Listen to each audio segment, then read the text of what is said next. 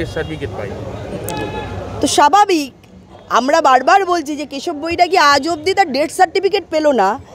এত বছর ধরে 11 সাল থেকে 24 অবধি সরকারে আছেন, তো সেই সরকার তার কোনো রকম একটা ডেথ সার্টিফিকেট বের করতে পারলো না। তারা করছে শহীদ দিবস, আজকে তারা দেখানোর নাম করে তার বা কেশব বৈরাগীর বাড়িতে গেছে, তিনি যোগ্য জবাব দিয়েছেন। তারাও বুঝতে পারছেন যে এই রকম করে যে প্রহসন হচ্ছে, এটা অ্যাকচুয়ালি পশ্চিমবঙ্গের সংস্কৃতি নয়, যে সংস্কৃতি চালু করেছে এই তৃণমূল কংগ্রেস। কেন কেশব বৈরাগী মানে পেল না, কেন এখনো পর্যন্ত কেশব বৈরাগী ডেথ সার্টিফিকেট কী কারণ হতে পারে? পেল না কেন?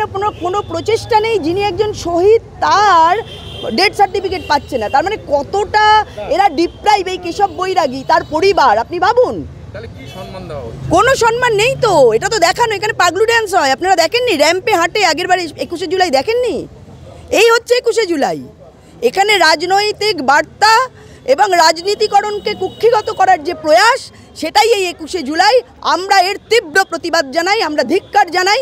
কারণ যেভাবে মানুষ চারিদিকে অত্যাচারিত হচ্ছে, তার কোনো কথা, যেভাবে মব লিঞ্চিং হচ্ছে, যেভাবে জেসিপি, আজকে আপনারা শেখ শাহজাহান, জয়ন্ত সিং, যেভাবে জয়ন্ত কিলার নামে একের পর এক আত্মপ্রকাশ করছে, তার বিরুদ্ধে আমরা প্রতিবাদ জানাই।